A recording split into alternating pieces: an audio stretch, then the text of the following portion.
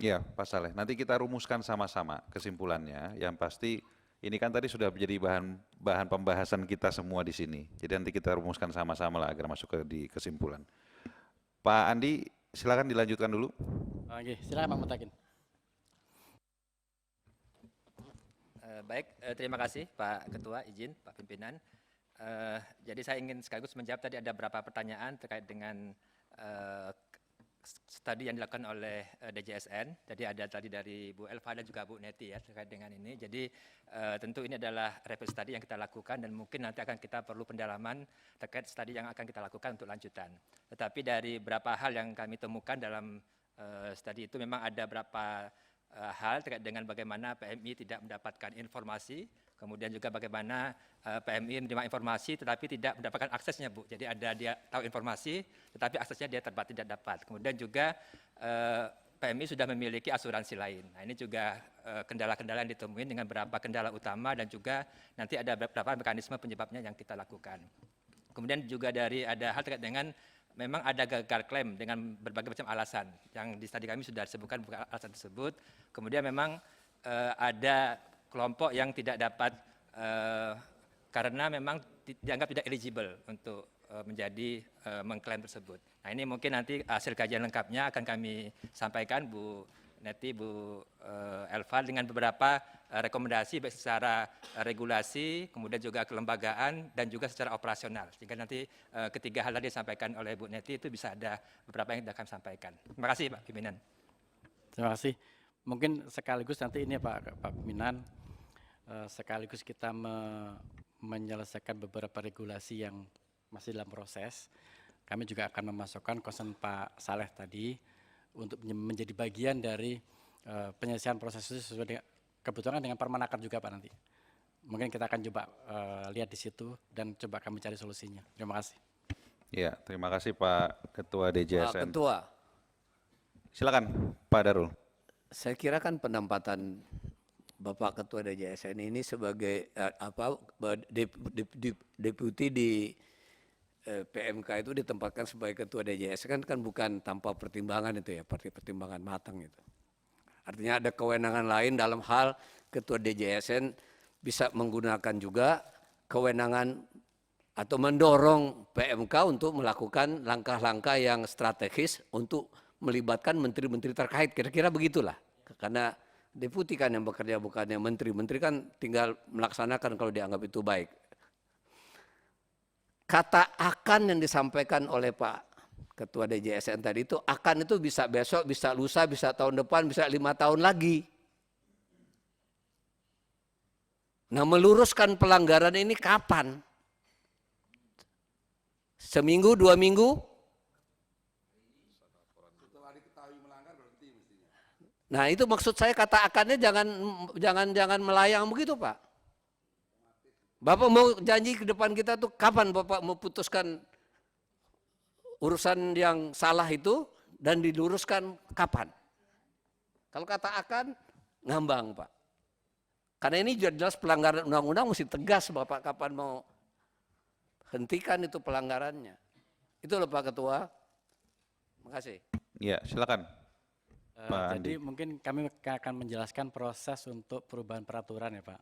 Memang ada proses, misalkan kalau permen kan kita izin prakarsa dulu, pembahasan PAK, artinya tergantung dari nanti kecepatan dalam penyelesaian antar kementerian Pak. Otomatis kan banyak hal yang berkaitan dengan kementerian yang lain. Yang maksud kami kami akan segera melakukan itu Pak, secepat mungkin Pak. Karena kan banyak regulasi tadi yang juga sekaligus diperbaiki. Permenaker 18, kemudian Perpres 82, kan berjalan bareng Pak. Semua dalam satu ekosistem nih Pak. Ekosistem PMI ada di situ semua. Jadi tidak hanya dengan satu regulasi, tapi regulasi yang semua memayungi. Jadi hal-hal yang tadi masih terdapat lubang atau kekurangan sekaligus bisa kita selesaikan. Contohnya di Perpres 82 kan tentang JKN Pak. Kemudian ada Permenkes juga tentang JKN. Kemudian di Permenaker juga ada, kan ada dua hal, kesehatannya dan kecelakaan kerjanya Pak. Jadi ini akan menjadi bagian dari penyelesaian itu semua. Dan karena yang sudah berproses, mestinya cepat Pak, mestinya. Nanti kami akan duduk sama-sama dengan teman-teman Permenaker untuk menyelesaikan hal ini. Itu Pak Ketua. Jadi saya rasa Darul, nanti kita masukkan di kesimpulan seperti saran Pak Darul di tadi, bahwa pemerintah dalam hal ini, lembaga terkait ini harus menyelesaikan PR-PR-nya dalam waktu 3 bulan, Pak. Ya, baik itu revisi aturan maupun menyelesaikan masalah-masalah yang tadi kita bahas di sini, gitu ya. Nanti kita masukkan dalam kesimpulan. Cukup, Pak Darul? Masih ada lagi? Iya Pak. Tapi terus itu kan dari aturannya Pak. Tapi pelanggaran yang dilakukan oleh badan bagaimana?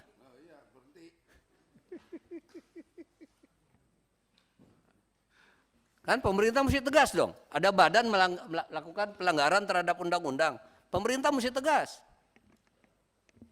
Itulah Pak Ketua. Pimpinan, Ya, Bu Nadifah silakan. saya sepakat dengan teman-teman. Menurut saya ini bukan yang pertama kalinya juga Pak Kepala ini melanggar undang-undang. Jadi tolonglah mungkin jajarannya anak buahnya Pak Kepala ini ketika Pak Kepala pengen bikin peraturan, tolong dibidding dengan baik. Sehingga regulasi yang dikeluarkan nggak benturan dengan undang-undang begitu loh. Karena Bapak ini ditugaskan mendampingi Pak Kepala kan untuk support segala regulasinya. Apapun yang keluar peraturan kepala ini yang digebukin ya kepalanya, tapi sesungguhnya bapak-bapak juga bertanggung jawab terhadap isi dari apa yang akan dikeluarkan oleh Pak Kepala. Kalau ternyata tidak pas, ya diingatkan gitu. Menurut saya ini harus kerja bareng gitu. Mungkin Pak Kepala nggak sempat baca undang-undang atau apa, tapi jajaran di bawahnya kan harus mensupport itu. Itu namanya kerja tim. Terima kasih Ya, pimpinan. makasih. Mungkin saya rasa kita berikan kesempatan ya ke Pak Beni untuk bisa memberikan penjelasan. Ini sudah banyak nih tadi tanggapan dan pendalaman. Kita berikan kesempatan deh ke Pak Kepala BP2MI ya. Pak Beni silakan. Terima kasih pimpinan, Bapak Ibu anggota Komisi 9 yang sangat saya hormati. Ya. Banyak hal yang ingin saya jawab, jelaskan. Saya sebut dengan penuh hormat satu persatu, tadi dari Ibu Epa, Pak Alimuddin, Pak Rizal, Pak Darul Siska, Pak Nur Yasin, Pak Rahmat Handoyo, Pak Ibu Neti, Pak Ade Rizki, Pak Salih Daluai, Ibu Nadifa, Ibu Itet, dan terakhir ada tambahan dari beberapa anggota. Pertama, kalau kembali ke pokok bahasan yang diminta oleh Komisi 9, saya ingin menyampaikan bahwa problem kita hari ini adalah problem regulasi, satu, ya, di mana catatan kritisnya adalah sebagaimana yang menjadi rekomendasi kami, harus ada revisi terhadap Inpres, kemudian juga Permenaker 18/2018. Revisi terhadap Permenaker atas pentingnya ya, penambahan coverage bagi PMI, dan itu sedang dikerjakan oleh Kementerian Ketenagakerjaan, dan tentu kami memberi apresiasi yang setinggi-tingginya. Kenapa BP2MI tadi memberikan gambaran atas apa yang di cover oleh dulu, itu kan belum zaman saya nggak kenal konsorsiumnya. Ya, dulu di cover 13 item misalnya, kemudian sekarang menjadi 10 walaupun tadi agak berbeda. Itu hanya pembanding saja sebetulnya. Bapak Ibu, sebetulnya tune kita ini udah sama. Di mana kita menginginkan jaminan perlindungan ketenagakerjaan itu benar-benar manfaatnya dirasakan oleh PMI. Saya bisa WA-WA-an tiap hari dengan mereka, Bu. Saya bisa langsung merespon masalah dengan video conference. Kita gunakan call center. Kumpul Taiwan, Hong Kong. Apa problem mereka? Apa yang kemudian itu mendorong BP2MI mengusulkan penambahan coverage ya, melalui Kemnaker, di mana asuransi yang di-cover oleh BPJS-TK terkait jika mereka sakit, ini enggak berlaku. Ini tidak bisa diakses manfaatnya karena regulasinya menyatakan kalau mereka sakit harus dulu kembali ke tanah air. Jadi pengobatannya di dalam negeri. Nah, tun ini kan sama kita. Nah, saya membayangkan kalau di dalam negeri, PMI dari Hong Kong misalnya, berapa ongkos bolak-balik ke sini? Jangan-jangan hanya 5 jutaan sebetulnya biaya rumah sakitnya, tapi ongkos yang dia keluarkan lebih besar. Bagaimana dari Australia, bagaimana dari Inggris? Kalau sakit di sana tidak bisa di cover di sana. Tapi kan saya katakan ini bukan kesalahan BPJS TK, tapi regulasi. Ya, tadi kalau saya mengatakan untung banyak itu sebetulnya bukan yang dimaksud dirut BPJS TK, Pak. Ya, saya mengilustrasikan negara sudah menerima banyak dari PMI yang diklaim kecil banget gitu, karena yang sakit tidak bisa di-cover. Kan kita punya komitmen bahwa negara tidak boleh berbisnis dengan rakyatnya. Saya tahu lah nggak mungkin uang yang sisa banyak ini masuk ke kantong Pak Dirut, kan enggak lah. Nggak ada pikiran kita begitu, Pak. Dalam konteks kita bernegara, negara sudah mendapatkan banyak dari PMI, tapi PMI hanya mendapatkan kecil karena memang ada sesuatu yang interupsi tidak bisa dulu, di-cover. Ketua, interupsi supaya Iya, jangan Pak Saleh. terlalu Saya juga berapi-api interupsi. juga. Ya Pak Saleh dulu, setelah itu Pak Abidin. Ya. Oke, kan sekarang Pak Beni mengatakan coverage dari BPJS Tenaga Kerja kurang atau tidak mumpuni untuk memberikan perlindungan. Bahasanya kurang begitu. Tapi bukan berarti Bapak bisa bekerja sama dengan asuransi lain. Nanti akan saya jawab Pak Saleh itu. Iya, silakan lah. Tapi saya mau luruskan dulu. Iya. Masalah yang kita soal tadi, Bapak bekerja sama dengan Jasindo tadi. Ya. Nggak boleh. Mestinya yang melakukan itu siapa? BPJS. BPJS yang diminta untuk melengkapi itu. Supaya mereka buat peraturannya. Kalau mereka nggak bisa bikin Permenaker di atasnya. Gitu. Kalau Permenaker nggak cukup, bikin PP. Peraturan pemerintah atau apa gitu. Kan di dalam undang-undang ini disebut. Jadi yang berhak membuat itu adalah Badan Perlindungan Jaminan Sosialnya. Bukan BP2MI gitu. Ya. Begitu Ketua. Ini Pak ini Ya. agak Ya, lurus sedikit. Pak Abidin, silakan. Pak Beni yang saya hormati, Kepala PP2MI, baca undang-undang lah. Saya nggak usah lagi berdebat sama dirimu. Baca aja undang-undangnya. Yang berkaitan dengan yang Anda lakukan itu. Pasal 27, 29, 30 terus. Baca tuh. Baca aja sekarang. Lalu apa yang dilakukan kepala itu, kira-kira kalau sudah baca itu paham nggak? Coba baca aja coba. Nggak usah argumen-argumen yang lain. Baca undang-undangnya. Baca aja undang-undangnya. Ini bukan debat di ini, kita menjalankan undang-undang. Oh nggak diatur segala macam gitu. Baca undang-undangnya. Baca aja itu.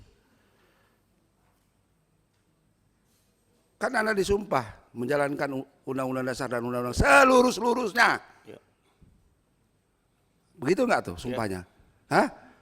Betul kan? Seluruh-seluruhnya. Ya. Sudah itu aja.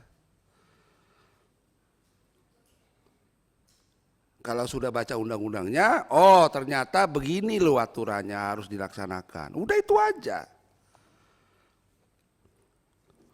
Kalau katakan nggak tercover, oh begini loh harus berkomunikasi, harus diajak omong sesuai dengan undang-undang.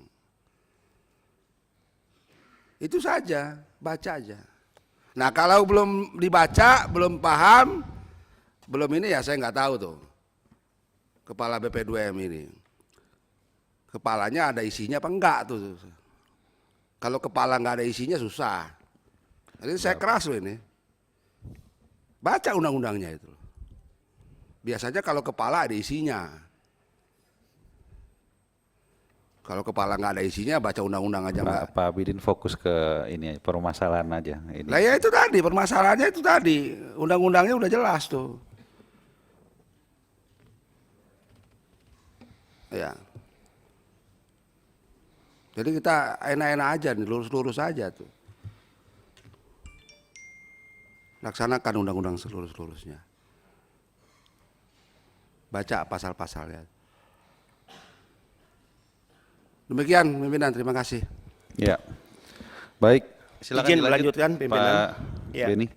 Atas catatan-catatan yang dikritisi, yang kemudian itu juga lahir dari aspirasi para PMI yang tidak tercover, itu diakui oleh semua pihak dan bahkan BPJS juga mengakui, Naker juga mengakui, kita menyampaikan surat tertulis, agar ada perluasan coverage, dan revisi itu sedang on proses hari ini. Jadi apa yang dibandingkan oleh BP2MI tidak salah. Nah sekarang apakah ada hubungan kemudian BP2MI atas masalah itu melakukan pelanggaran undang-undang? Saya mohon waktu yang agak panjang karena ini masalah serius. Pelanggaran undang-undang itu bisa dipidanakan. Dan saya tidak mau dipidana dan tercatat dalam sejarah sebagai kepala badan yang dengan sengaja melanggar undang-undang. Oke, saya jelaskan pimpinan dan anggota yang terhormat.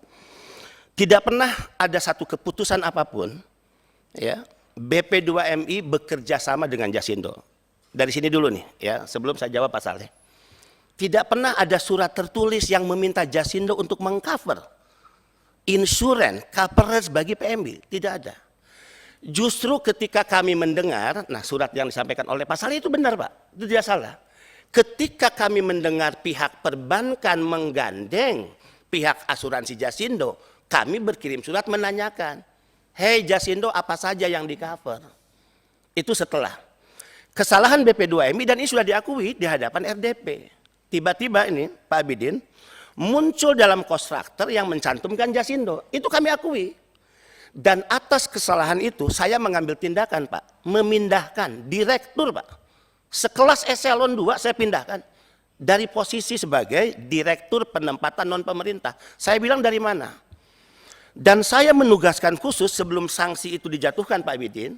Menunjuk Irjen Polisi Bintang 2 nih. Ahmad Kartiko.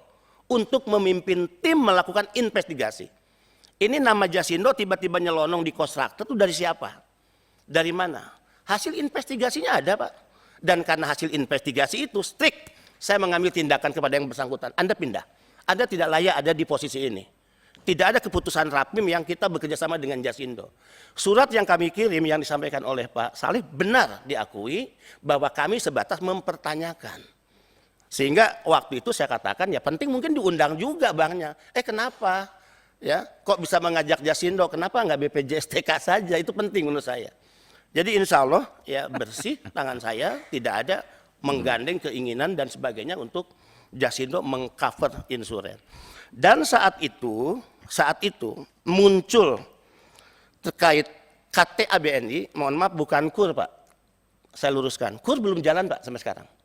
KTA BNI dikhususkan untuk Korea karena Korea saat itu masuk ke Korea dia harus menjalani karantina 14 hari di awal. Kurang lebih 14 juta. Dari mana uangnya? Apakah dia harus minjem ke rentenir? Apakah dia harus menjual harta keluarga? Dia masuk Korea, dia harus dikarantina dan dia harus bayar sendiri. Negara nggak mampu, BP2MI nggak punya uang. Sehingga itulah salah satu yang di-cover oleh KTA BNI adalah bagaimana biaya untuk karantina itu di-cover melalui KTA. Nah bahwa akhirnya bank bekerja dengan siapa itu bukan persoalan kami. Insya Allah ya kalau ini masuk ke pidana saya bersih. Saya garansi di forum yang mulia dan terhormat ini. Nggak ada. Surat yang dimaksud Pak Saleh adalah surat untuk mempertanyakan. Nah sekarang masuk yang ketiga. Apa sih yang dimaksud dengan KUR? Apa sih yang dimaksud dengan KTA? Bapak Ibu, tun dan semangat kita ini sama. Kalau bunyi pasal 30 ayat 1 jelas kok. Pekerja migran Indonesia tidak dapat dibebani biaya penempatan. Nah ini kita harus punya pandangan yang sama. Apa sih biaya penempatan? Biaya pelatihan, biaya ngurus visa, biaya ngurus paspor, biaya ngurus tiket, ya. Dan itu angkanya sangat besar. Kebiasaan selama ini PMI menjual harta keluarga atau pinjam ke rentenir.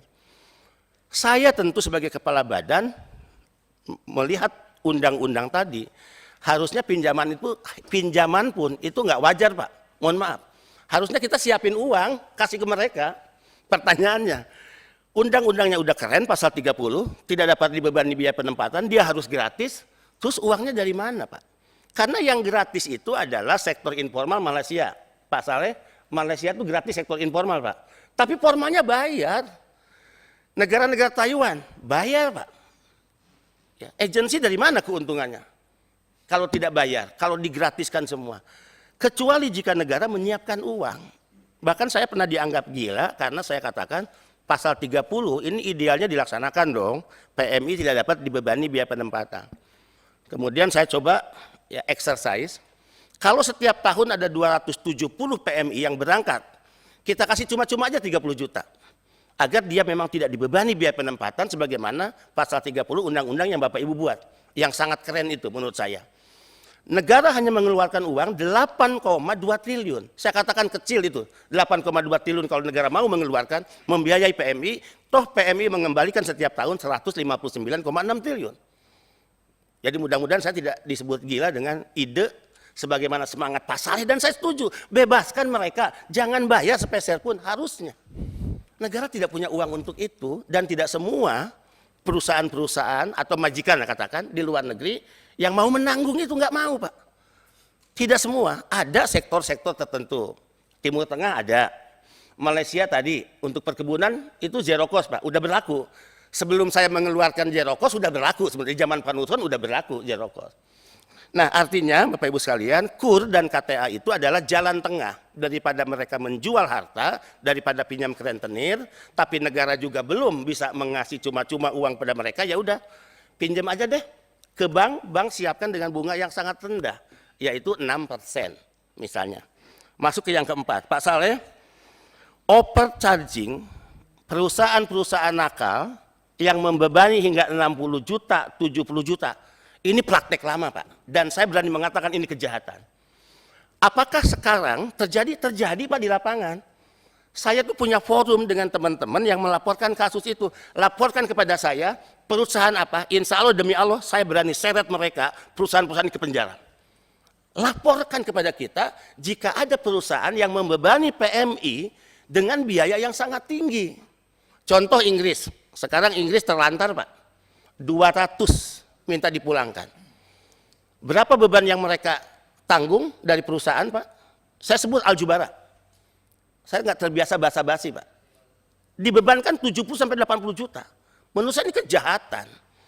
Nah, waktu pelepasan PMI ke Inggris, itu kontraktornya belum ada Pak. Pelanggaran tuh. Sudah dilepas, kontraktornya belum dibuat. Padahal kontraktor itu mandat Undang-Undang pasal 30 ayat 2.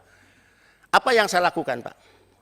Anda jangan salahkan Pak Dirjen Naker waktu melepas dengan Abjati.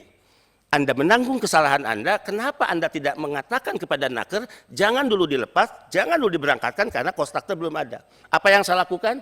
Saya pindah pejabat yang bersangkutan. Kalau tadi Asadi Mukarom, ini teman-teman Pak, saya pindah jabatannya, ya karena terkait tadi mencantumkan, mohon maaf, Depril Soga karena mencantumkan Jasindo di kontraktor.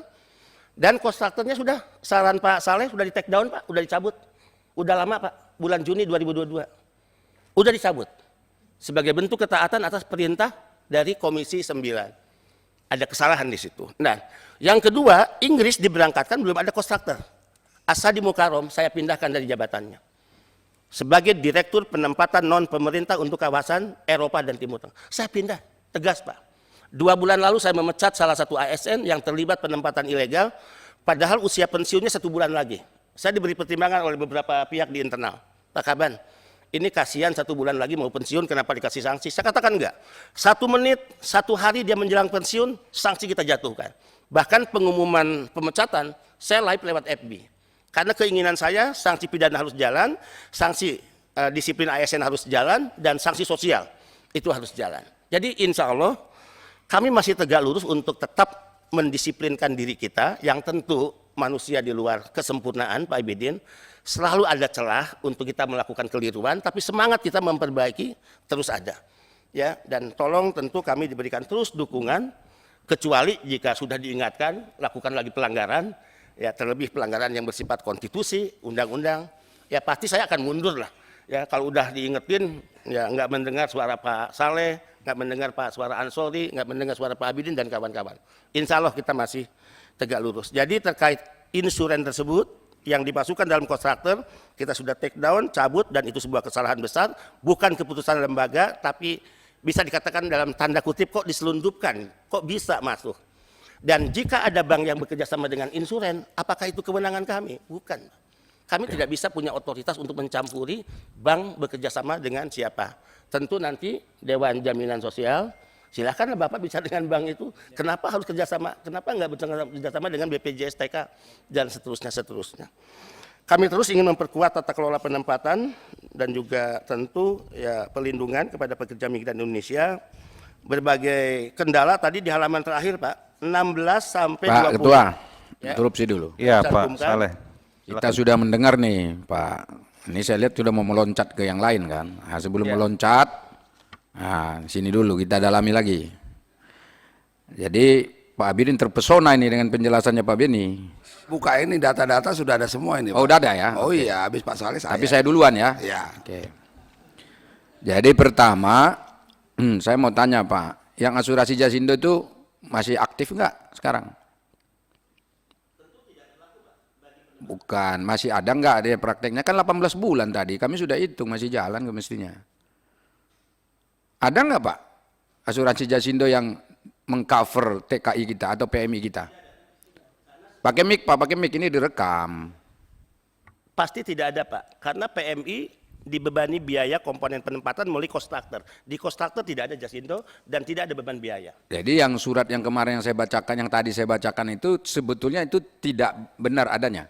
Surat itu benar, justru surat itu bukan persetujuan Jasindo bekerja sama, menanyakan Iya, kepada Pak. Jasindo. Iya kan berarti ada ketertarikan dari kepala badan pada waktu itu, ya enggak, untuk menelusuri dengan Jasindo ini kan?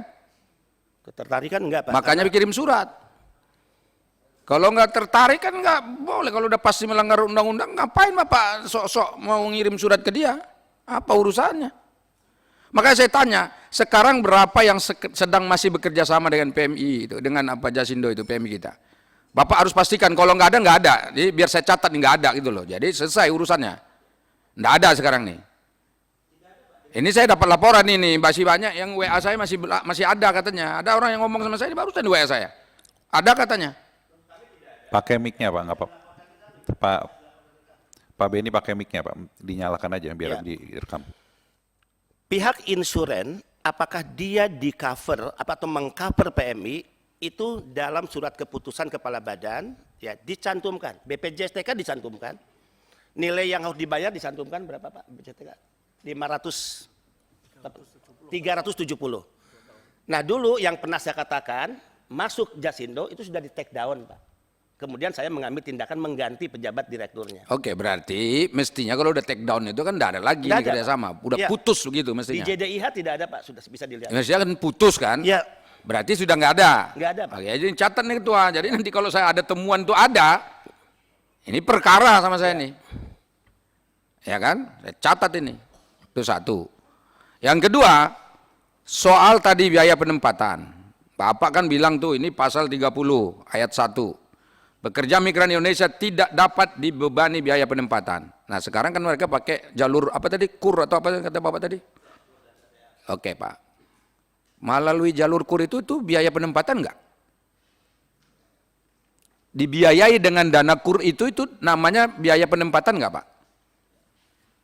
Jawab dulu Pak, ini kan konkret kok, ini pertanyaan saya gampang sekali. Itu biaya penempatan. Padahal pasal 1 menyebut pekerja migran Indonesia tidak dapat dibiayai, dibebankan biaya penempatan. Terus Bapak buat KUR, atau Bapak legalisasi KUR, atau Bapak katakan biarkan KUR jalan, berarti kan ada biaya penempatan. Tadi Bapak bilang, susah lah, ini kan biaya ini, biaya itu, dari mana dapatnya segala macam. Kan ada agen penerima pekerja di sana. Kan agen sana yang mestinya harus menempatkan semua biayanya segala macam itu. Abidin Fikri misalnya, dia agen di Saudi. Mau mendatangkan 1.000 pekerja Indonesia, ya dia harus cari duitnya. Untuk ngurus semua segala macam, supaya jangan dibebankan biaya. Ini sebetulnya amanatnya. Tahu-tahu kan masih ada tuh. Bapak bilang 14 juta sedikit. Terus ada yang 70-60 juta Bapak bilang mahal. Bapak bilang saya bersumpah yang 70-60 itu melanggar akan saya kejar. Kan gitu kata Bapak tadi. Emang 14 sama 70 itu nggak sama-sama melanggar? Ini kan bukan soal ukurannya berapa harganya, berapa angkanya. Tapi pelaksanaannya ada pelanggaran. Paham gak sih Pak Bidin ini? Kan kalau 14 juta dianggap biasa-biasa. Tapi kalau 50, 60 dianggap melanggar. Kan sama kayak kemarin itu. Yang luar Ke Pak Beni dengan Pak, kalau saya paham itu. Paham kan? Paham. Nah Kalau berarti Pak kan sama-sama Ke Pak Beni aja, melanggar. ke Pak Beni aja tuh. Kalau sama-sama melanggar, kenapa yang besar dilarang, yang kecil malah dibolehkan? Ya. Logika hukum apa ini yang kita pakai di sini? Yang gini loh Pak Beni ini belum masuk ini. Ya, saya jawab, Pak. Ya silakan. Ya. Silakan Pak. Membaca pasal 30 itu ada 2 ayat, tidak bisa hanya sebagian ayat, Pak. Pasal 30 ayat 1 disebutkan pekerja migran Indonesia tidak dapat dibebani biaya penempatan. Ayat 2 mengatakan ketentuan lebih lanjut tentang biaya penempatan, undang-undang Pak. Biaya penempatan. Sebagaimana dimaksud pada ayat 1 diatur dengan peraturan kepala badan. Dan saya ingin sampaikan kepada Bapak Ibu, dalam proses pembuatan setiap regulasi di kementerian apapun, itu tidak ujuk-ujuk hanya maunya kami. Selalu ada tahap harmonisasi yang melibatkan kementerian lembaga, bahkan partisipasi publik yang kita undang. Nah artinya Pak Saleh, izin ya, jika idealnya keinginan saya, udah 270.000 yang setiap tahun ini jangan dibebani biaya apapun deh. Dia mau ke Amerika, Eropa, Timur Tengah, Asia, jangan dibebani. Kalau begitu pilihannya di mana? Ya udah kita paksa aja, majikan, bayar mereka tiketnya. Nah pertanyaannya, ada yang berani enggak? Selama ini Malaysia udah bagus, untuk informal itu pun, formalnya masih bayar Pak. Timur Tengah, Arab Saudi bagus, ada beberapa yang zero cost, tapi sebagian juga ya, mereka harus dibebankan kepada PMI. Nah yang kedua tadi, ketentuan lebih lanjut mengenai biaya penempatan sebagaimana dimaksud diatur oleh peraturan kepala badan. Dan izin kami perkuat ini jawaban kami, seluruh kontraktor dan komponen itu tidak maunya BP2MI dan tidak pernah satu peser pun lewat BP2MI Pak. Misalnya di situ dicantumkan. Nah ini bisa split nih Pak Saleh. BPJS TK Pak, kami membayar setiap orang berapa Pak? BPJS TK setiap PMI. Tuh, bayar Pak. Perintah undang-undang nggak akan dapat 300 miliar tuh BPJS TK dari PMI. Kalau kita mau mengacu strict kepada pasal 30. Harusnya negara juga bayarin, jangan PMI deh. Tapi ternyata bayar Pak. Nah ini contoh ya. Ini sebentar, ini saya interupsi benar ini. Ini logika yang salah. Kalau dengan BPJS itu bayar karena memang diatur undang-undang, memang perlindungan sosialnya ke dia. Ya. Itu dibayar lah namanya perlindungan sosial. Memang ada aturannya. Yang disebut tadi ini Bapak, tadi soal biaya penempatan itu di sini tidak diperkenankan. Adapun ayat 2, soal biaya penempatan itu diurus dan diatur oleh perbadan, itu bukan berarti dibebankan kepada calon PMI-nya. Bukan itu maksudnya itu. Kepada Bapak nggak usah tafsirkan yang itu udah paham kita itu bukan Ya. itu maksudnya. Kepada siapa Pak Saleh supaya saya catat? Loh ya ini Bebannya. kan mestinya tadi kan Bapak bilang ada yang zero cost nggak dari luar negeri. Bapak sebut tadi ada beberapa negara saya dengar. Betul. Itu bisa kok zero cost. Ya kan Malaysia Bapak bilang tadi bisa zero cost juga. Kenapa yang lainnya Bapak bebankan pakai cost structure yang dibebankan kepada PMI-nya?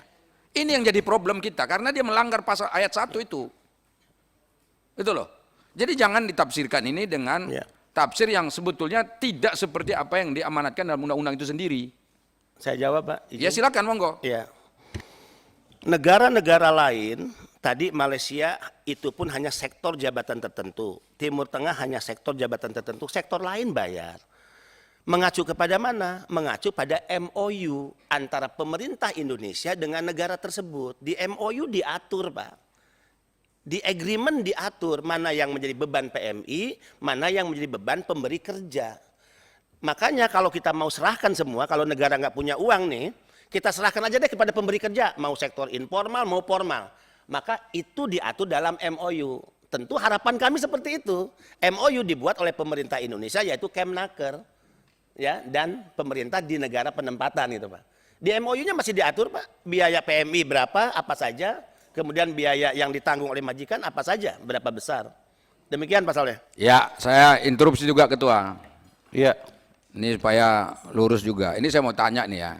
Kira-kira kita melakukan apa istilahnya itu penundaan pengiriman PMI kita ke Timur Tengah.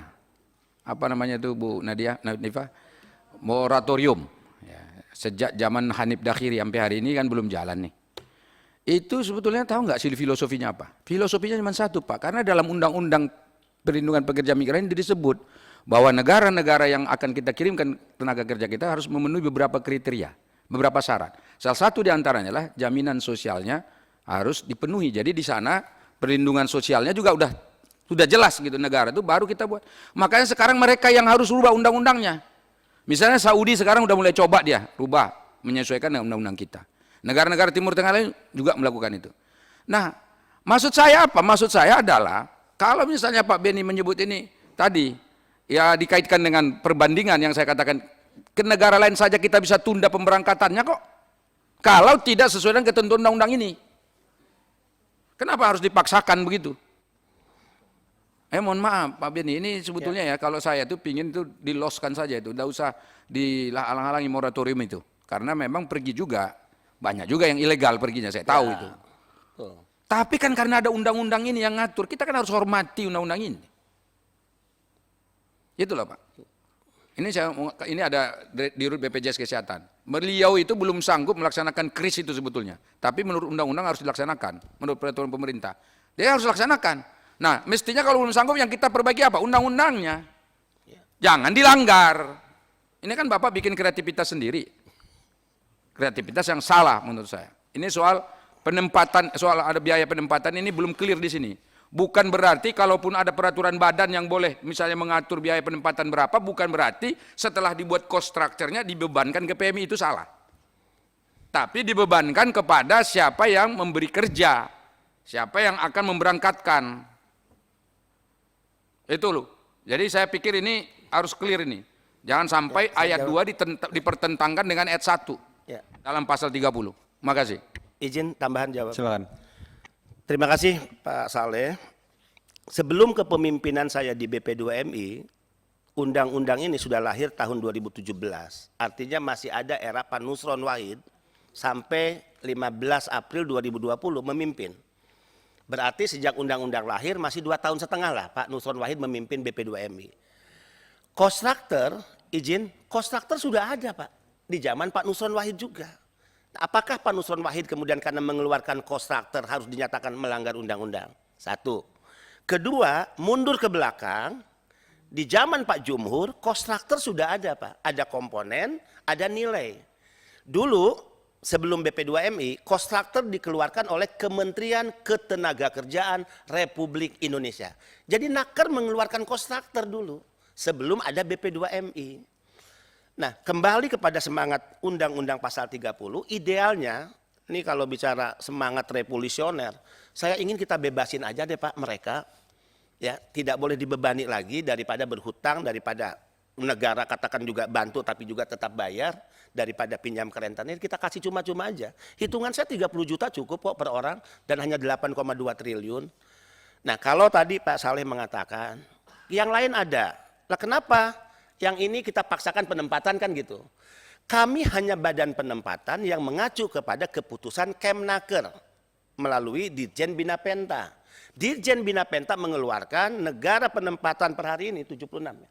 76 negara. Nah, apakah karena di sana belum berlaku kontraktor, kita moratorium aja dulu? Bagi saya nggak apa-apa, bagi BP2MI ya udah kita moratorium dulu karena di sana belum zero cost, belum mengacu pada Malaysia. Wah pasti gelombang demonya ke kantor BP2MI atau ke DPR mungkin Pak. Yang ribuan, ratusan ribu PMI merasa punya hak untuk bekerja, kok negara menghalang-halangi hanya karena alasan. Tapi mungkin penting ya agar kita dorong juga, nanti saya akan bersama-sama Kemnaker juga Pak. Kita dorong dalam MOU dengan negara tersebut agar negara-negara itu mau untuk membebaskan biaya agar tidak menjadi beban PMI. Saya setuju lah, 1000% saya setuju. Oke, Ketua izin. Interupsi ya. Silakan. Pak Beni, saya tidak menyoal cost structure yang Bapak buat. Cost structure itu kan cuma bahasa Inggris saja. Bahasa Indonesianya struktur biaya. Ya kan? Lalu cost structure kayak hantu begitu. Itu biasa aja. Struktur biaya Pak, yang saya soal, struktur biaya yang Bapak buat misalnya 14 juta itu, jangan dibebankan ke PMI, jangan diutangkan pakai KUR, itu aja. Kalau misalnya ada yang membiayai struktur biaya itu misalnya ada katakanlah tadi pemberi kerja, dia yang tanggung. Monggo, tapi jangan ke seakan-akan nanti PMI-nya yang utang. Kan ada kejadian begitu sekarang ini yang dipotong gajinya berapa bulan tuh. Udah sampai di sana 6 bulan belum utuh gajinya. Itu yang menurut saya nggak sesuai dengan undang-undang ini, semangat undang-undang ini pelindungan itu loh. Ini kalau dari pasal 1 sampai pasal terakhir kita baca, ini semuanya semangatnya perlindungan. Jadi sekali lagi Pak Beni, jangan diputar balikkan bahwa saya tidak setuju dengan cost structure. Bapak buat aja cost structure, itu nggak apa-apa. ya kan? Yang sesuai dengan ketentuan aturan ini. Tapi biayanya jangan dibebankan ke PMI-nya. Kalau dibebankan ke PMI-nya, ini orang miskin. Dia nggak dapat pekerjaan di Indonesia, baru ke luar negeri. Dan saya juga tidak mengatakan bahwa kita menghalangi mereka ke luar negeri. Bukan, Pak. Kita berangkatkan mereka ke luar negeri dengan bertanggung jawab. Mereka berjuang di luar negeri untuk dirinya, keluarganya, dan bangsa ini. Silakan. Tapi jangan mereka terbebani dengan apapun. Karena mereka udah susah hidupnya di sini. Pak, kalau mau jujur ini, kalau orang-orang punya duit, emang mau mereka jadi TKI, PMI, Pak? Bapak-bapak sini mau jadi PMI? Saya tanya. Tanya hati nurani, mau enggak jadi PMI? Kan tidak mau. Justru karena kebutuhan keluarga, kebutuhan dirinya, kebutuhan finansial sehari-hari, mereka terpaksa harus pergi. Ada yang meninggalkan suaminya, Pak, berbulan-bulan, bertahun-tahun meninggalkan suaminya. Pulang-pulang ke sini suaminya nikah lagi, padahal biayanya udah dikirimin tiap bulan. Itu kejadian banyak. Macam mana secara fikih saja ini udah nggak betul, 2 tahun ditinggalkannya suaminya. Mana fikih yang membenarkan itu? Tapi demi keluarganya dia pergi. Karena itu jangan dibebankan lagi, 14 juta itu Pak, itu penting bagi mereka. Kalau dapat 14 juta, itu sudah bisa modal loh untuk berdagang telur, berdagang sayur, berdagang ini nggak perlu keluar negeri kalau dia punya 14 juta ini. Ini mohon, ini jadi perhatian Ketua, ini penting juga. Ini juga bagian dari yang saya soroti selama ini. Soal cost structure dan biaya penempatan. Sebetulnya yang saya soroti bukan cost structure-nya, bukan. Bapak silakan, monggo itu. Boleh. Tapi jangan sampai aturan soal cost structure-nya itu dibebankan ke PMI-nya. Itu yang harus kita mainkan Pak Beni. Silakan, kalau Bapak punya argumen alasan silakan. Pak Beni, saya kasih 5 menit ya. Ya. Biar bisa yang lain bisa Ya.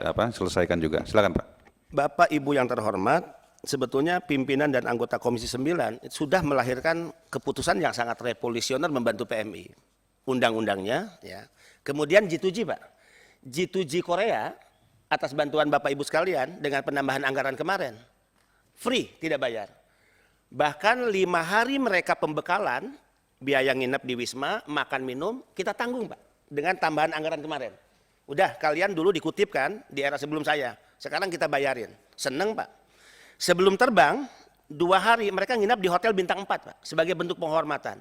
Yang Presiden juga kemarin melepas untuk memberikan penghormatan. Ditanggung Pak hotelnya, itu atas bantuan dana-dana tambahan kemarin. Saya juga bingung kalau ini bisa dilanjutkan tahun depan atau enggak ya.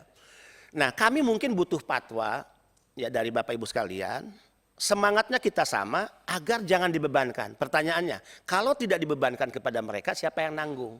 Nah, mudah-mudahan mungkin teman-teman Komisi 9, lah kalau begitu ya udah kita tanggung aja oleh negara dengan senang hati Pak. Kita tanggung oleh negara biaya tersebut agar mereka tidak dibebani biaya penempatan. Interupsi ini sedikit aja. Bapak jangan bolak-balik ngulang itu soal biaya negara, tanggung biaya negara segala macam. Negara ini udah banyak nanggung Pak. Dia sudah bikin PKH, sudah bikin bantuan sosial lain. Jangan Bapak bebankan lagi, ini nggak sanggup itu. Tanya itu kepala DJSN nggak ada lagi. Justru itu jangan lagi berpikir ke situ. Yang penting sekarang cari dana penempatannya. Jangan dari PMI itu masalahnya, jangan ke negara. Kita tahulah struktur anggaran negara ini. Bolak-balik ini udah sampai 5 kali disebut negara yang biayai, gimana? Mana ada di dunia ini negara mau membiayai orang untuk bekerja di luar negeri. Malu Pak, malu. Pak, malu kita ngirim tenaga kerja ke luar negeri. Catat itu. Itu artinya kita tidak bisa menciptakan lapangan pekerja di Indonesia ini. Makanya kita kirimkan mereka ke luar negeri. Malu Pak. Jadi apalagi Bapak bilang anggaran APBN untuk penempatan orang luar negeri, aneh. Jangan berpikir begitu, nggak ada itu. Justru sekarang kita cari dananya dari mana? Misalnya kerjasama agent to agent, dari agen kita ke agen. Nah, itu yang Bapak urus tuh. Agen sini macam mana kamu sana? Bisa nggak dia memberangkatkan orang nih? Baru tunjukkan kontraktornya, ini kontraktornya. Bisa nggak dipenuhi semua ini? Silakan. Kan ada kalau misalnya cuman berapa tadi Pak? 14 juta ya. 14 juta kan $1.000 kurang lebihnya. Kan bisa dipakai, kontraknya berapa tahun? 2-3 tahun kan? Kan bisa. Nah, perkara nanti gajinya dikurangi orang tua apa segala macam itu tidak boleh, itu yang harus kita awasi. Selama nanti itu jelas agent to agentnya itu konkret bekerja sama, itu. Jangan berpikir, sekali lagi di Komisi 9 ini cari anggaran penempatan. Maksudnya itu gitu loh, gitu. Beli paspornya kita, visanya kita, apa kita. Ya orang di luar negeri ketawa. Negara penempatannya yang tertawa, ini gila ini orang datang ke sini mau menjajah kita. Ya kan pekerjaan-pekerjaan kita diambil. Nggak masuk akal, malu juga lah kita itu. Bukan sekali lagi kita tidak pernah melarang mereka pergi ke luar negeri karena itu hak. Karena dalam pasal 27 Undang-Undang Dasar 45 disebutkan setiap warga negara berhak untuk mendapatkan penghidupan yang layak bagi kemanusiaan. Jelas itu. Itu yang kita bicarakan di sini. Jadi mohon maaf nih Pak Ketua, ini jangan ya udah cukup, terima kasih. Ya, Pak, makasih Pak. Pak Beni, Terakhir mungkin 1 menit ya? Iya. 1 menit. maka jika kita menginginkan biaya tersebut lepas dari beban PMI, ya kita sorong karena negara nggak mungkin menyediakan kepada pemberi kerja seperti Malaysia yang sudah jerokot sektor informal. Sektor formalnya masih bayar Pak. Maka ini hanya bisa dipastikan melalui MOU antar negara. Dan MOU bukan BP2MI. MOU adalah naker pemerintah kita dan naker pemerintah setempat. Nah kita dorong bersama Pak untuk itu. Terima kasih. Dan izin kutip Ya, sedikit Pak. nih, ini bagus nih. Kita upayakan G2G tadi kan. Tetapi untuk sementara waktu Bapak jangan bikin aturan sendiri yang buat penempatan biaya penempatan model tadi itu. Untuk sementara waktu. Kalau mau tetap memberangkatkan cari yang memang sudah bisa itu tadi. Bukan mempersulit. Jen sedikit Pak. Ya Pak Bidin silakan. Saya kira udah ketemu ya. Ya justru itu ya Pak Ben itu yang bedakan dengan yang lain, kepala badannya. Kan begitu dong. Kalau sama dengan yang lain ya ngapain Pak Beni jadi kepala badan? Kan undang-undang ini kan memang harus dilaksanakan. Sebelumnya dibebankan kepada PMI. Ini nggak boleh. Itu revisi Pak. Kita melihat kalau itu nggak dibenahi itu, mampus tuh PMI itu. Makanya tidak ada biaya penempatan. Pasal 30 ayat 1, ayat 2-nya itu pembiayaannya melalui peraturan, tapi bukan berarti biayanya itu harus ditempatkan di biaya pekerjanya. Karena kalau konstruksi berpikirnya seperti Pak Beni tadi sama aja, peraturan badan itu melanggar pasal 30 ayat 1 gitu loh. Padahal ayat 1 tidak boleh ada biaya penempatan. Mengenai biaya penempatan oleh peraturan BP2 kepala badan. Nah kepala badan bikin aturan yang juga menganulir pasal 30 ayat 1 dong kalau tetap diberikan penempatan, biaya penempatan. Nah justru itu Pak Kepala Badan harus mencari terobosan. Tadi bagus tuh solusinya. Dengan Menteri Tenaga Kerja, kemudian MOU ya ke Presiden. Bapak kan bisa ngomong keras sama Pak Jokowi kok. Saya lihat kok videonya Bapak kemarin. Iya, masa urusan ini nggak berani? Loh ya betul loh. Kan Pak Bedi luar biasa dengan Pak Presiden begitu. Viral. Viral kok, semua tahu. Masa urusan belain pekerja kita nggak ini? Pak begini Pak, harus MOU Pak kepada negara. Begitu dong. Iya gitu loh maksudnya. Kan bisa itu datang tuh. Gitu loh Pak Beni. Iya, jadi revolusionernya yang tepat gitu kan. Karena di belakang dirimu itu ribuan jutaan orang yang sangat berharap agar bisa penempatan tenaga kerja kita atau pekerja migran kita di luar negeri itu dilindungi secara sebaik-baiknya. Nah itu bedanya Pak. Nah kalau sama aja dengan yang lalu ya nggak usah ada undang-undang Badan Pelindungan Pekerja Migran Indonesia, biarin aja kayak dulu. Karena ada undang-undang inilah kita pengen ada perubahan. Begitu pimpinan. Terima kasih. Baik, cukup ya sementara. Kami lanjutkan ke Pak Anggoro, Direktur Utama BPJS Ketenagakerjaan untuk bisa menyampaikan tanggapan. Silakan. Baik, terima kasih pimpinan. Pertama-tama terima kasih atas masukan dan saran dari Bapak anggota Komisi 9, Ibu Elva, Pak Arifudin, Pak Rizal, Pak Darul, Pak Nur Yasin, Pak Rahmat Handoyo, Bu Neti, Pak Adriski, Pak Saleh Daula, dan Bu Nalifa dan Bu Itet. Beberapa hal tadi yang menjadi masukan, terutama tentang apa-apa saja yang bisa kita perbaiki ke depan. Tentu saja nanti saya minta tolong dibukakan slide-nya. Hal-hal yang sedang dalam proses, tadi seperti disampaikan oleh Pak Beni juga, itu dalam proses di Kemenaker, yang harapannya itu adalah aspirasi-aspirasi yang selama ini mungkin belum bisa dipenuhi, dan ini akan dipenuhi di Permen yang baru. Mungkin boleh ditampilkan tadi slide yang sempat ditampilkan, slide 9, slide kami. Nah, ini harapannya bisa memenuhi aspirasi dari mereka, dan juga termasuk ini akan dibahas juga berapa iurannya, karena tentu saja dengan manfaat yang meningkat, iurannya akan meningkat. Bisa dibantu slide-nya? Masih bisa muncul slide tadi? Nah, terkait dengan tadi bahas mengenai klaim. Nah, ini tadi slide terus, lanjut. Slide 9 ya. Ya. Tadi ada beberapa, ya ini.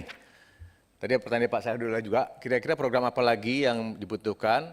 Sebenarnya program yang sudah ada, itu sudah mengcover, hanya saja tinggal ditambahkan perluasan dari manfaat perlindungannya. Yang tadi sempat dibahas, sebelumnya 14 manfaat, lalu yang saat ini 18 manfaat, lalu yang sedang dalam proses itu menuju ke 25 manfaat. Mungkin saya ulangi sedikit lagi, dari 18 menjadi 25 itu ada tambahan 7 manfaat baru, itu adalah manfaat terhadap kalau sakit, home care, alat bantu dengar, ini sakit terkait kecelakaan kerja ya Pak Ibu, karena kan terkait dengan BPJS Tenaga Kerja. Alat bantu dengar, kacamata, PHK sepihak, ditempatkan tidak sesuai kontrak, dan juga santunan pemerkosaan. Ini yang saat ini belum ada dan ini yang sedang dibahas untuk menjadi tambahan. Plus dari 18 manfaat yang sekarang ada kenaikan dari manfaatnya. Nah, inilah hal-hal yang dapat kami lakukan, tentu saja nanti bersama dengan Kemenaker dan tentu saja dengan DJSN yang akan melit, kita akan percepat penyelesaian dari Permenaker ini. Harapannya bisa memenuhi yang disampaikan oleh tadi Bapak dan Ibu. Kalau melihat apakah tadi sempat bertanya, kenapa kok klaimnya kecil? Klaimnya kecil memang karena yang klaim memang hanya segitu Pak, bukan kami tidak membayarkan karena klaim ada. Karena kami sehari itu, dalam setahun kami membayarkan klaim 40 triliun Pak. Jadi kalau tadi ada klaim selama dari 2017 itu cuma 32 miliar, itu kita nggak ada masalah dengan likuiditas. Per hari kami membayar klaim kurang lebih 20 miliar per hari. Jadi nggak ada masalah. Jadi intinya adalah kalaupun kita tidak, mungkin kesehatan jauh lebih besar lagi ya Pak Gufron ya. Kalaupun kita terlihat 32 miliar kecil itu bukan karena kita tidak ingin membayar, tapi memang karena jumlah klaim segitu dan kita tidak ada masalah untuk membayar klaim. Setahun kami membayar klaim 3,5 juta klaim selama setahun. Jadi kalau cuma 1.000 selama beberapa tahun itu bukan masalah. Jadi poinnya adalah kami sama-sama mendorong apapun yang memang dibutuhkan oleh PMI, selama itu dalam koridor-koridor yang dapat kami lakukan, tentu akan kami lakukan. Kami akan dorong terus, karena tim kami juga intens dengan Kemenaker terkait Permenakernya. Ya, Bu Neti, silakan. Saya menahan dari tadi Pak Anggoro menjelaskan, tapi karena tergelitik juga. Dari slide sebelumnya, dari paparan slide sebelumnya coba dikembalikan. Nah, itu saya ingin bertanya aja Pak, kenapa kemudian ada diksi asuransi konsorsium, sesuatu yang tadi kita kritisi ke BP2MI? Bu Neti, maksudnya begini, ini lebih pada membandingkan, karena selama ini kan dilihat dari asuransi yang lama, itu ada, yang sekarang nggak ada gitu. Dari yang lama itu jumlahnya 14, yang sekarang cuma 10, tadi kan sampaikan begitu. Kita mencoba mengklarifikasi, yang sekarang itu bukan 10, yang sekarang itu 18. Dibandingkan dengan konsorsium. Nah, dan yang sekarang sering dibahas di Kemenaker bersama dengan kami juga, itu akan menuju ke 25 Bu. Hal-hal yang sebelum itu akan ditambahkan. Jadi ini kita nggak membahas yang konsorsium, tapi lebih melihat pijakannya saja. Kalau dulu dibandingkan dengan yang dulu, apakah yang sekarang lebih baik atau tidak, dari si manfaat jumlahnya lebih banyak. Apakah lebih baik atau tidak, ya mari kita lihat. Karena paling tidak kita justru kepingin dapat masukan juga nanti ke depan dalam pelaksanaannya. Kebutuhan apa. Termasuk yang 25 ini juga bagian dari masukan-masukan setelah kita melihat dan turun ketemu dengan mereka, menanyakan, tentu saja dengan P2MI juga ini kerjasamanya ya, untuk mendapatkan masukan apalagi yang dibutuhkan oleh mereka dalam konteks perlindungan terhadap tenaga kerja di Indonesia di luar negeri. Betul, memang yang ujung akhirnya adalah di slide terakhir kami, Pak Pimpinan, kami butuh Sebentar dukungan. sedikit ini Pak Pimpinan Iya, biar Pak clear Abidin. Jadi waktu dipakai asuransi konsorsium asuransi itu ada 14 ya. 14, Pak. Yang jenis manfaat yang di cover lah. Yang di cover. Nah, ternyata kemudian Permenaker 2018 ada 18 yang 18 di cover. manfaat. Itu tidak pakai konsorsium. Enggak, Pak, BPJS Tenaga Kerja. BPJS Tenaga Kerja. Ya. Oh, itu yang ininya. Itu Bu Neti ya. Nah, begitu juga dengan yang 25. Ya, Jadi ada 25 perlindungan yang di cover itu oleh BPJS. BPJS, tetap BPJS. Ya. Maka di situ sedang di bawah keterangan iuran sedang dalam pembahasan, Pak, karena ini kan harus dihitung dengan secara aktuaria, penambahan manfaat baru 7 dan peningkatan manfaat 9 itu iurannya akan menjadi berapa. Jadi menjawab tadi concern juga Bu Neti, apakah bisa ditingkatkan lagi? Bisa, Bu, ini sedang dalam proses tingkatkan. Nah, maka di slide terakhir kami yang akan kami butuhkan dari forum ini adalah dukungan dari Kemenaker untuk percepatan revisinya, Bu, yang tadi menjadi 25 itu, dan juga Kemenlu terkait dengan perwakilan yang bisa kita taruh di sana, tentu saja dengan B2MI juga, supaya kita bisa melayani, karena tadi isunya adalah bukan jumlahnya yang kecil lalu kita nggak mau bayar, tapi lebih kepada memang klaimnya segitu, dan kalaupun mau menambah lagi, kita harus butuh orang untuk bisa membantu di sana, seperti halnya Korea. Jadi lebih pada itu. Mungkin dari kami tambahan itu, Bapak Pimpinan, kita akan dukung terus tentu saja, dan salah satunya 2 hal ini yang kita butuh. Pak Dirut, klarifikasi saja. Tadi yang itu kan itemnya memang mungkin lebih banyak, Ya. tapi coveragenya dari sisi angka nilai kalau tadi kita telah yang disampaikan Pak Beni lebih kecil ya. Yang mana, Pak? Yang manfaat dari konsorsium dulu dengan yang sudah sesuai dengan Permenaker 18 2018. Oh, kalau dari sisi manfaatnya justru akan ditingkatkan. Mungkin kalau tadi dari perbandingan disampaikan oleh Pak Beni, ada hal-hal yang tidak ada di saat ini di BPJS Tenaga Kerja, karena memang kita nggak bisa, Pak Binan, karena itu terkait aturan, kesehatan. terbentur aturan kan. Iya. Satu lagi yang juga banyak kan mengenai permasalahan hukum. Permasalahan hukum kalau kita lihat Undang-Undang 18-nya itu memang bukan menjadi ranah kami, itu ranahnya lebih ke ranah kepada perwakilan Indonesia di sana. Jadi kalaupun dibandingkan dengan yang lalu, karena ada manfaat itu, dan waktu diterjemahkan kepada BPJS, manfaat itu memang bukan menjadi ranah BPJS. Tenaga kerjaan maksudnya. Demikian Pak Binan. Cukup Bapak Ibu? Sebentar, Ya, Pak Bidin, itu kan silakan. sudah ada angka kan, konsorsium ada 400.000 ya. Nah, yang bisa di cover melalui domainnya BPJS itu kira-kira dari 18 itu kan bisa diklasifikasi kan, berapa yang bisa. Itu sudah nilainya sudah yang 25 sudah bisa di ini belum nilainya? Belum, Pak, Belum ya? Pak Fikri, belum. Sedang dalam bahasan karena itu memang ranahnya di Kemenaker. Menjadi 25 itu dihitung juga kira-kira, atau bukan kira-kira, perhitungan aktuarianya akan menjadi berapa untuk cover. Ini 370.000 itu untuk 2 tahun, Pak. Oke. Untuk 2 tahun. Berarti dari segi manfaat perlindungan lebih faktualnya lebih banyak sekarang kan berarti? Iya. Dengan kita- harga yang lebih murah kan, 370 2 tahun itu. Iya. Oke. Ya. Oke, cukup ya. Selanjutnya kita ke Pak Prof. Gufron, ya silakan Prof. Baik, terima kasih Pak Pimpinan dan Bapak Ibu anggota Dewan yang terhormat. Jadi tadi sudah disampaikan beberapa pertanyaan baik dari Bu Elva Hartati, Bu Neti, Pak Saleh dan juga banyak ya, Bu Nalda Filah dan yang lain-lain. Tentu yang kami jawab yang langsung saja, yang jelas kami sangat tergugah dan ingin berkontribusi bagaimana bisa selesai. Yang jelas ini memerlukan pemikiran dan kerja keras semua pihak. Nah, untuk Bu Elva Hartati mengenai berapa jumlah peserta PMI yang kembali dan membayar iuran dalam 2 tahun ini, nah itu saat ini ada 10.181 peserta Bu yang cuti membayar iuran karena dia ke luar negeri. Untuk jumlah PMI yang cuti iuran dan kembali membayar iuran tentu akan dilakukan sinkronisasi dengan integrasi data dengan BP2MI sekaligus di dalam peningkatan akurasi data.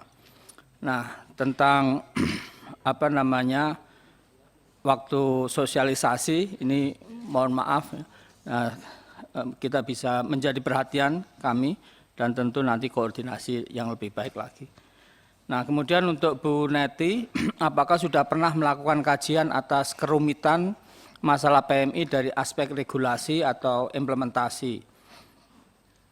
Nah, tentu pengaturan manfaat jaminan kesehatan PMI ini mengacu kepada Peraturan Presiden Nomor 82 Tahun 2018 yang tentang pemanfaatannya memang hanya untuk di dalam negeri.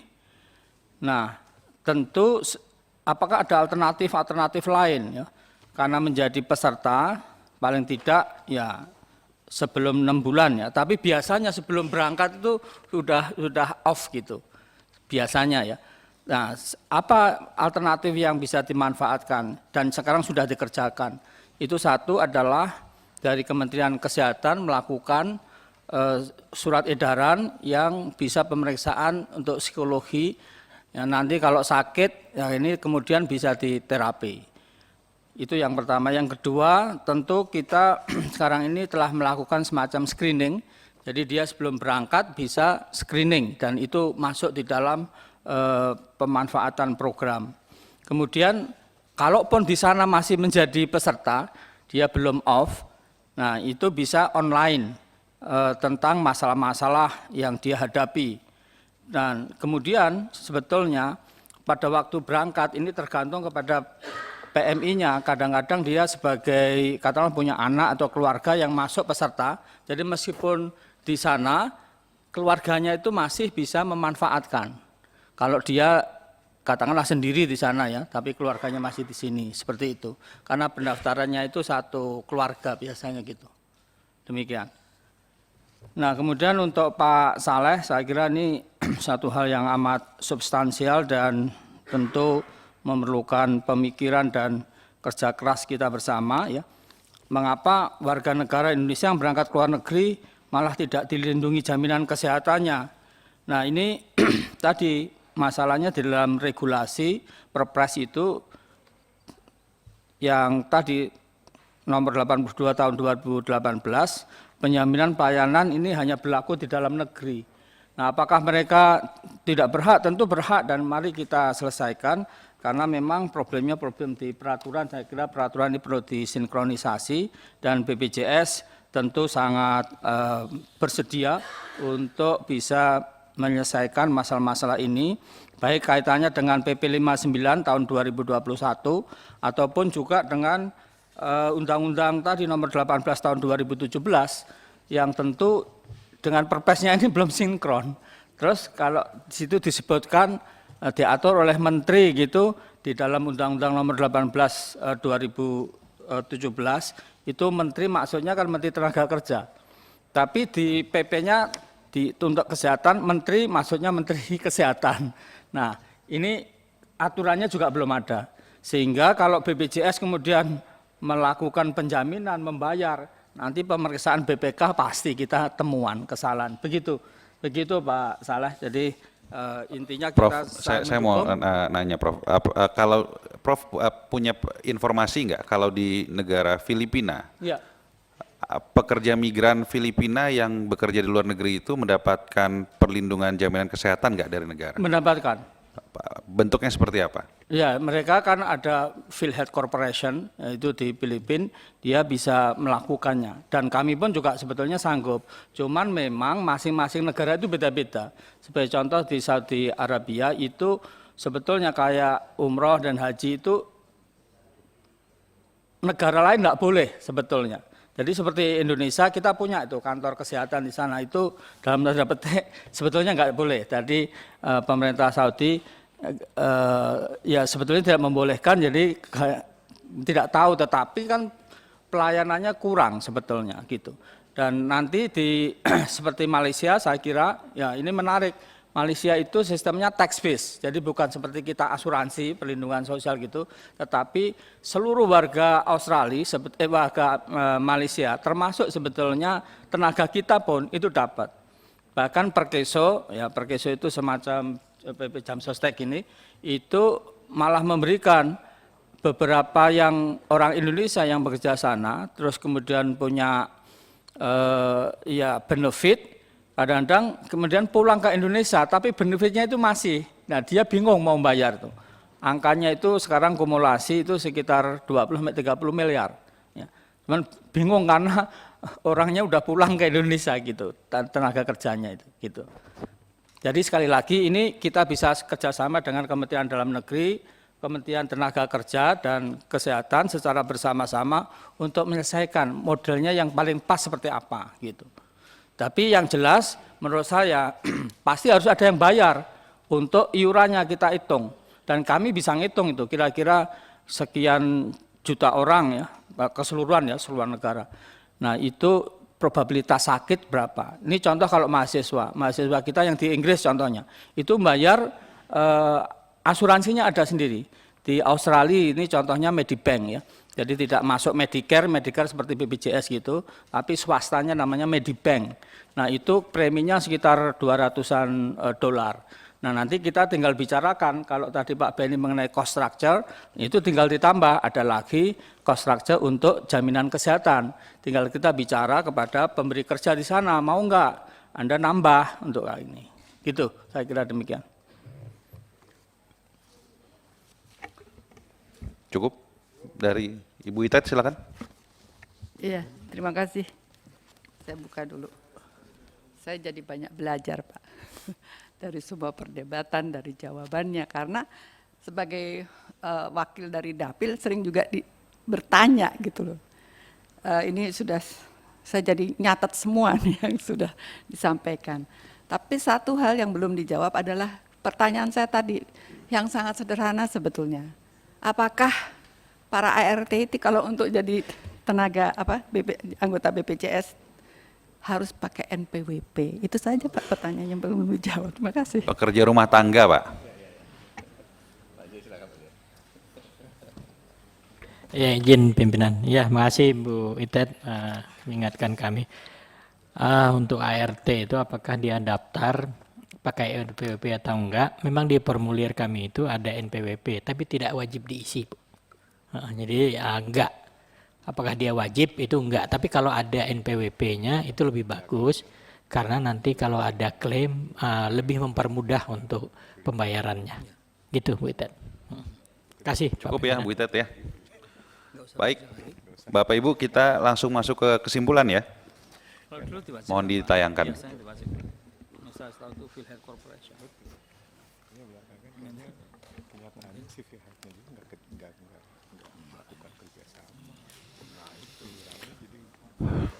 Oke, saya bacakan draft kesimpulan rapat dengar pendapat dengan Ketua Dewan Jaminan Sosial Nasional, Kepala Badan Pelindungan Pekerja Migran Indonesia, Direktur Utama BPJS Ketenagakerjaan, dan Direktur Utama BPJS Kesehatan, Rabu 7 Desember 2022. 1. Komisi 9 DPR RI mendesak DJSN, BP2MI, BPJS Ketenagakerjaan, dan BPJS Kesehatan untuk meningkatkan koordinasi dalam pelindungan pekerja migran Indonesia dan menyampaikan laporan hasil pelaksanaan kepada Komisi 9 DPR RI, tambahin, dalam waktu 3 bulan terkait A. Perluasan manfaat dan kanal pembayaran jaminan sosial pekerja migran Indonesia. B. Standarisasi pelayanan pengajuan klaim di setiap kantor cabang BPJS Ketenagakerjaan termasuk di luar negeri. C. Integrasi data dan informasi jaminan sosial BP2MI, BPJS Ketenagakerjaan, Kementerian Ketenagakerjaan, Kementerian Kesehatan, dan DJSN. D. Penyusunan strip revisi peraturan perundang-undangan yang diperlukan untuk mengoptimalkan pelindungan pekerja migran Indonesia, termasuk dari Kementerian Kesehatan. 2. Turunin. Komisi 9 DPR RI mendesak DJSN untuk A. Melakukan inventarisasi pembiayaan pelindungan pekerja migran Indonesia dari kementerian lembaga terkait. B. Melakukan mitigasi kasus-kasus PMI. C. Menertibkan seluruh pelanggaran terhadap aturan perundang-undangan yang berkenaan dengan tentang pekerja migran Indonesia. 3. Komisi 9 DPR RI mendesak BP2MI untuk meningkatkan perlindungan kepada pekerja migran. Ini singkatan dipanjangin aja semua biar jelas. Perlindungan kepada pekerja migran Indonesia dengan kewajiban kepesertaan melalui jaminan sosial BPJS Ketenagakerjaan. B. Menjalankan keputusan rapat dengar pendapat dalam kurung RDP dengan Komisi 9 DPR RI yang telah disepakati sebelumnya. Ya. 4. Komisi 9 DPR RI mendesak BPJS Ketenagakerjaan untuk A. Memberikan pelayanan jaminan sosial kepada PMI di negara tujuan penempatan dan bekerja sama dengan perwakilan Republik Indonesia di luar negeri. B. Meningkatkan sosialisasi perlindungan jaminan sosial pekerja migran Indonesia terkait mekanisme dan prosedur klaim jaminan sosial BPJS Ketenagakerjaan sebelum penempatan di negara tujuan. Ya. 5. Komisi 9 DPR RI mendesak BPJS Kesehatan untuk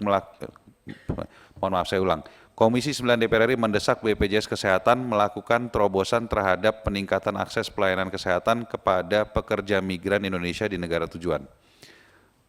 6.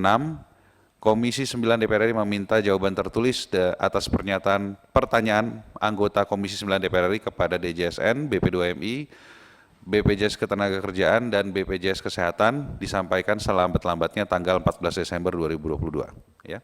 Saya serahkan ke Bapak Ibu anggota dulu.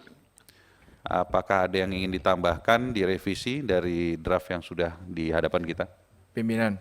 Ya, Pak Rahmat. Setuju, cuman ada kata-kata untuk mitra kerja menjalankan hasil rapat terdahulu, itu kan sudah wajib. Dalam tatip kita kan sudah ada itu. Apa perlu penegasan kembali? Setiap ada nanti kita bikin rapat begitu, membuat suatu kesimpulan seperti itu.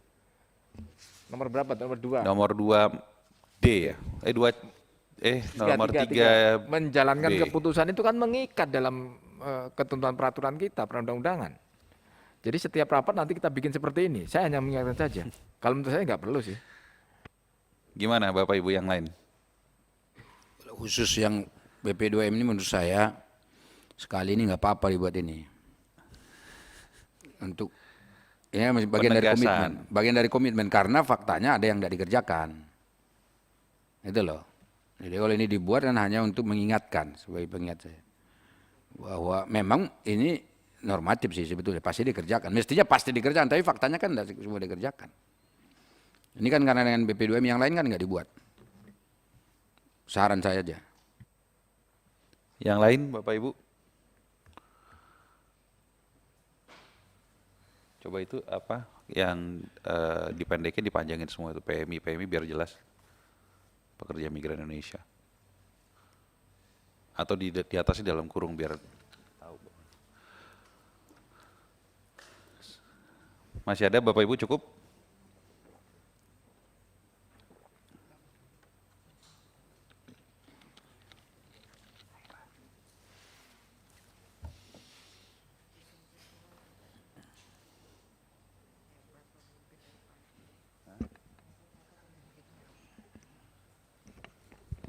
Cukup ya? Kalau udah cukup kita ketok nih. Cukup ya? Cukup. Oke.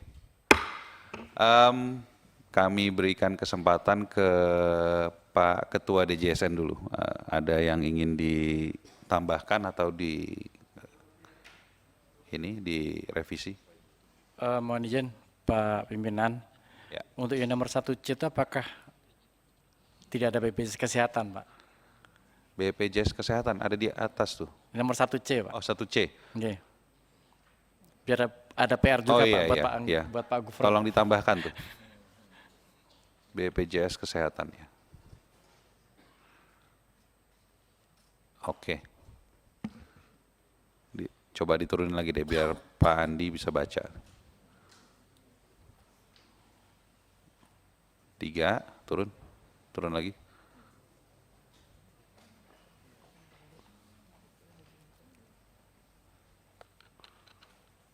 Yang nomor 3A juga, Pak. kesehatan belum masuk Pak, karena PR kita sama-sama kan, dua BPJS. Komisi BP2M untuk meningkatkan dengan Walaupun belum jalan kan masih pekerjaan rumah kita Pak Pimpinan. Tapi kan gimana Bapak Ibu? 3A ditambahkan kesehatan juga?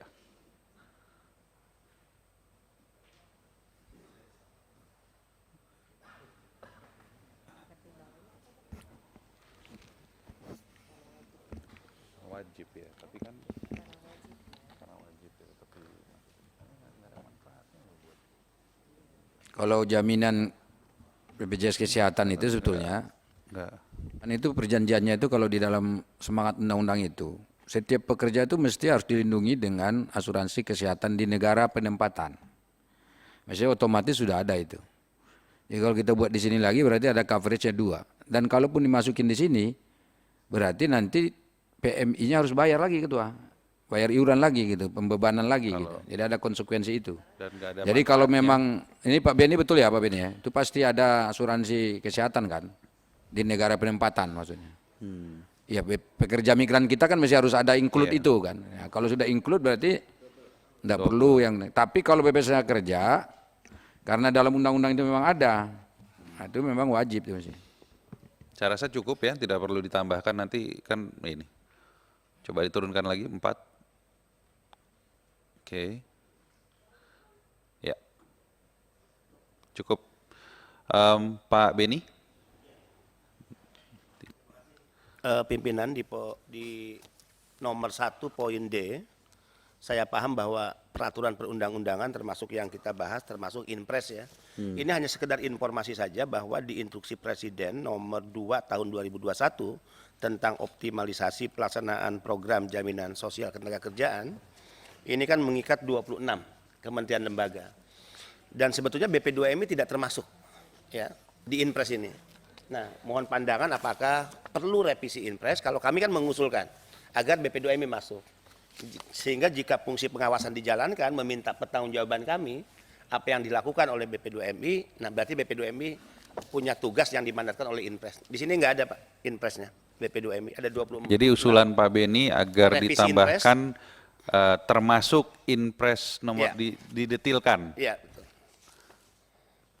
Coba dari, karena di ketenagakerjaan. Kalau kesehatan udah benar. Izin pimpinan, kalau di Inpres tentang kesehatan kan BP2MI masuk. Tugasnya jelas. Nah, di Inpres nomor 2 2001 ketenagakerjaan BP2MI nggak ada. Sebetulnya kalau di sini kita nggak perlu masukin detail kali ya.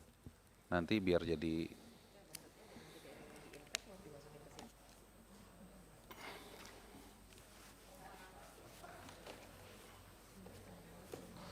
Jadi yang D ini tetap penting menurut saya Ketua.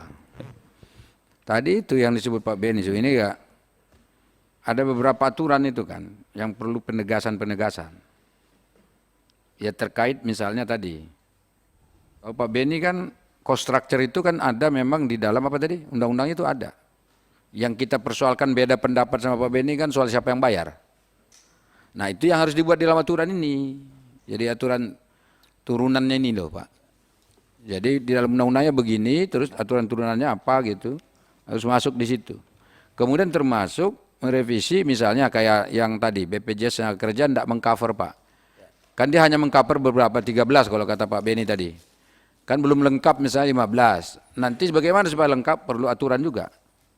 Jadi saya kira ini masih tetap diperlukan. Tapi ya, apakah merevisi atau diperlukan, tapi tadi usul atau Pak melakukan Beni, kajian atau apa gitu? Enggak, usul Pak Beni tadi ditambahkan poin baru atau mungkin di poin D tentang pelibatan BP2MI, apa adanya revisi ini Inpres nomor 2 ya. Nomor 2 yang nantinya diharapkan melibatkan BP2MI di dalam penanganan. Jadi kalau kesimpulan ini bacanya jangan dari bawah, dari atas bacanya. Di atas itu coba naikin. Itu kan di situ disebut Komisi 9 mendesak DJSN BP2MI.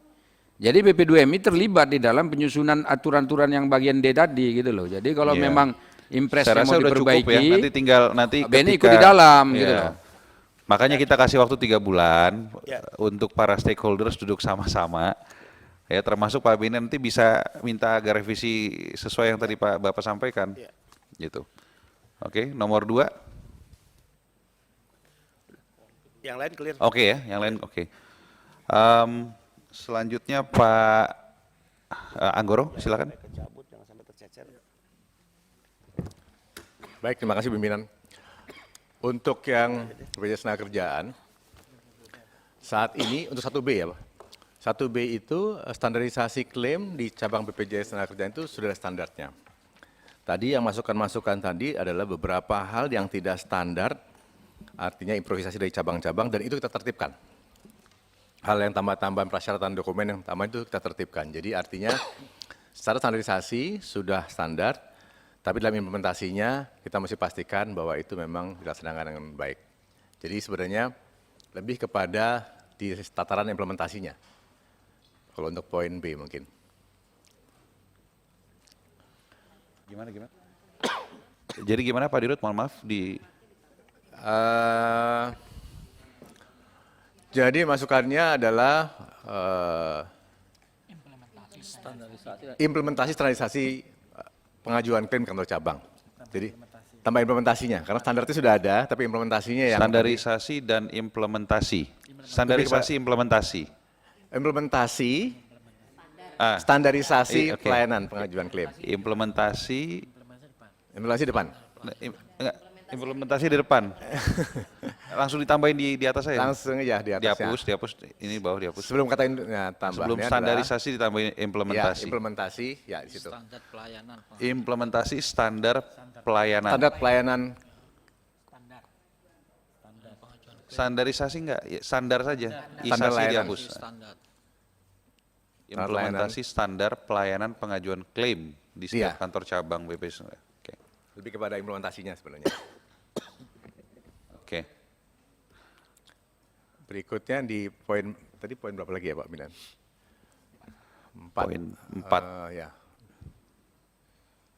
Ada perwakilan. Iya. Sebentar.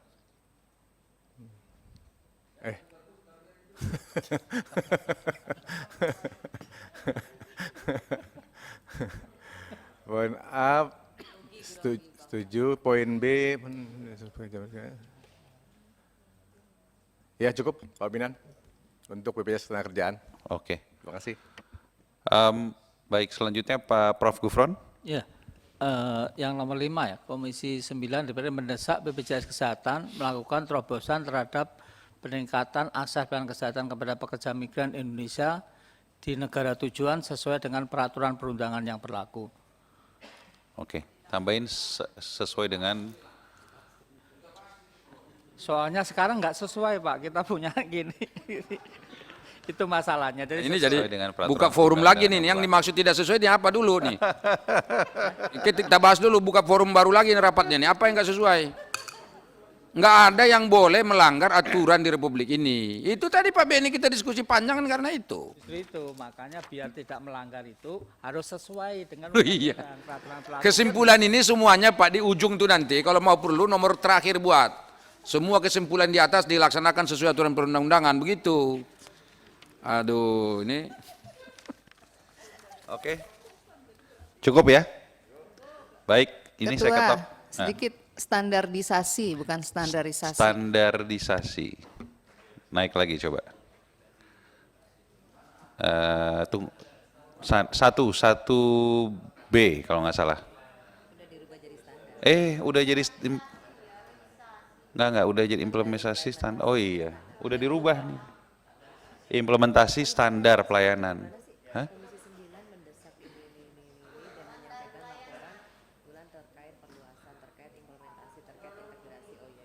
Oke, ya. Oke, saya ketok. Dengan demikian kita sudah sepakati kesimpulan rapat pada Rabu 7 Desember 2022 ini. Dan sebelum kita akhiri rapat ini, saya persilakan kepada Ketua DJSN untuk bisa menyampaikan sepatah dua patah kata sebagai penutup. Silakan, Pak Andi. Terima kasih Pak Pimpinan. Ya kami yakin kita semua kan pengen yang terbaik Pak. Dan memang PR-nya masih banyak. Jadi kita akan berusaha untuk menyelesaikan PR itu Pak dengan teman-teman yang lain. Terima kasih. Ya, sebelum rapat kita tutup, kita berdoa dulu. Sesuai dengan kepercayaan kita masing-masing, berdoa dimulai.